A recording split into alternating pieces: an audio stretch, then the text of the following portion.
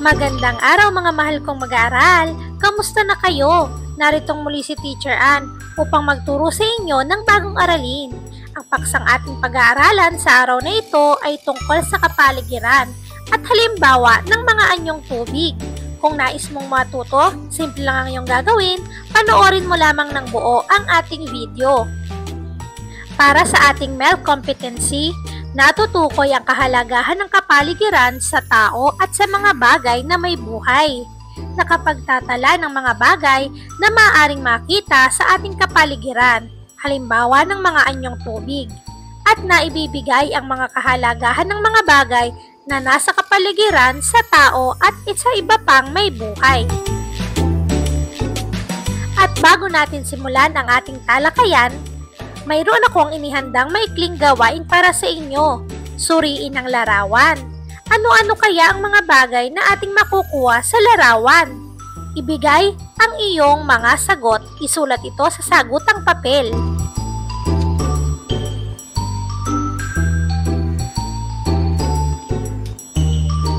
Nakakita ka na ba ng anyong tubig sa inyong lugar? Ilarawan mo nga ito. Matapos nating sagutin ang ating maikling gawain, halina at tuklasin natin ang ating bagong aralin sa araw na ito. Ang kalikasan ay isang biyaya ng Panginoon na may napakahalagang ginagampanan sa bawat nilalang.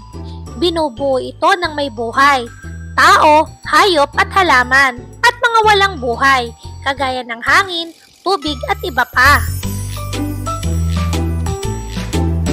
Halos lahat ng ating mga pangunahing pangangailangan ay nakukuha natin sa ating kalikasan.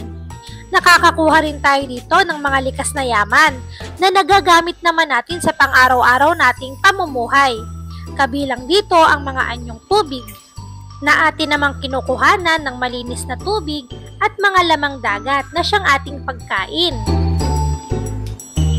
Ang mga hayop at ang mga halaman ay nakadepende din sa tubig na ibinibigay ng ating mga anyong tubig. Halina at ating pag-aralan ang iba't ibang mga anyong tubig sa ating paligid.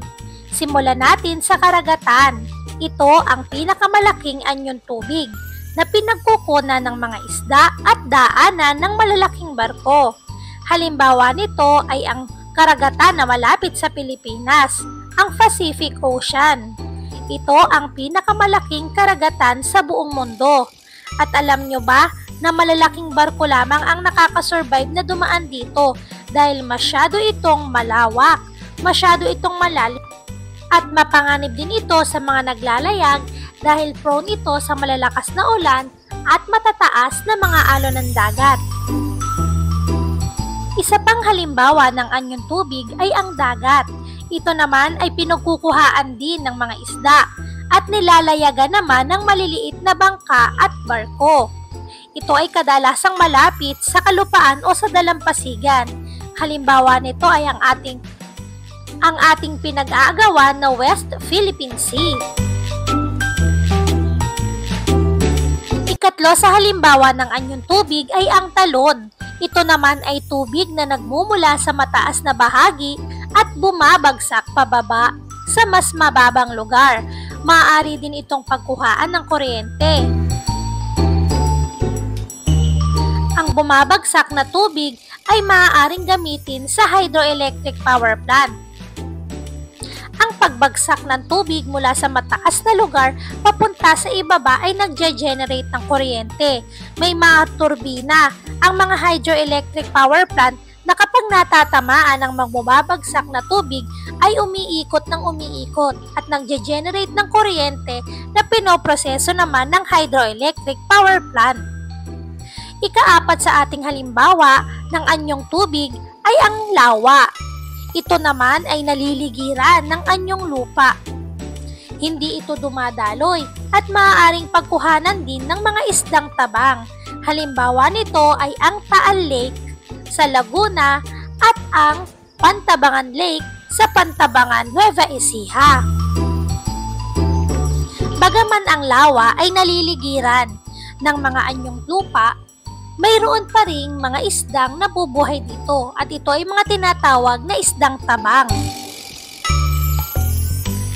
Isa pa sa halimbawa ng mga anyong tubig ay ang ilog. Ito ay mahabang anyong tubig na dumadaloy sa iba't ibang dako patungo sa mas malaking anyong tubig, gaya halimbawa ng dagat. Ang halimbawa ng ilog ay ang Ilog Pampanga na matatagpuan sa Rehiyon 3. Ang ilog na ito ay dumaraan sa ilang mga lalawigan sa Rehiyon 3. Pang-anim na halimbawa ay ang bukal. Maaaring pagmula ng malamig o mainit na tubig mula sa kabundukan na may balong ng tubig. Ito pwede yung cold spring o hot spring. Maaaring pagkuhanan ito ng steam o singaw na maaaring gawing kuryente. Ang mga singaw o steam mula sa mga hot spring na ito ay maaaring pagkuhaan ng kuryente. Maaari itong gamitin sa geothermal power plant. Ang mga singaw o steam naman mula sa mga bukal, gaya ng mga hot spring na ito, ay pinoproseso sa geothermal power plant upang maging kuryente na isusupply sa mga bahayan na malapit rito. Isa pang halimbawa ng anyong tubig ay ang batis o sapa. Ito naman ay isang uri ng anyong tubig na dumadaloy sa mga palayan at nagsusupply ng tubig sa mga kabukiran. Ito yung palagi nating nakikita sa ating mga barangay o yung tinatawag natin na patubig o sangka. Ang layunin nito ay mabigyan ng supply na tubig ang mga palayan at mga taniman. Kadalasan ang tubig dito ay nagmumula sa ilog o mga dam. Ang mga anyong tubig ay mahalaga dahil maaaring kumuha ang mga may buhay dito gaya ng tao, hayop at halaman ng inumin at pagkain, kung kaya't dapat natin itong ingatan. At hindi lang yan, maaari din itong pagkuhaan ng natural energy upang mapagana ang mga bagay na ginagamit ng tao sa pang-araw-araw na pamumuhay. Gaya halimbawa ng hydroelectric power plant na nagge-generate ng kuryente sa mga bahayan. Ang mga natural na enerhiya na ito ay nakatutulong sa atin upang mapagana at maging magaan ang ating pamumuhay at gawain. Matapos ang ating talakayan, pagyamanin natin ang inyong kaalaman. Isulat ang T kung tama ang ipinapahayag at M naman kung mali. Kumuha kayo ng sagutang papel. Para sa ating unang bilang, ang maayos at malinis na kapaligiran ay bunga ng disiplina ng mga mamamayan nito. Tama o mali?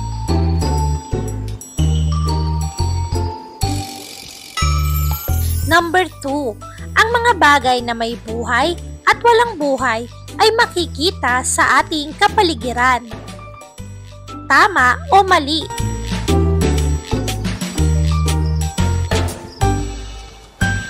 Ikatlong bilang, napakahalagang malaman ang mabuti at masamang paraan ng pangangalaga sa kapaligiran. Tama o mali?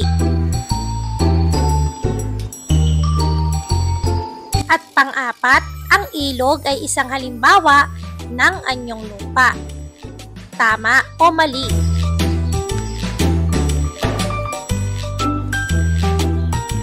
At para naman sa ating panglima at huling bilang, mahalaga ang dagat sa atin dahil dito tayo kumukuha ng mga isda at iba pang fuel o mineral na kailangan natin para mabuhay.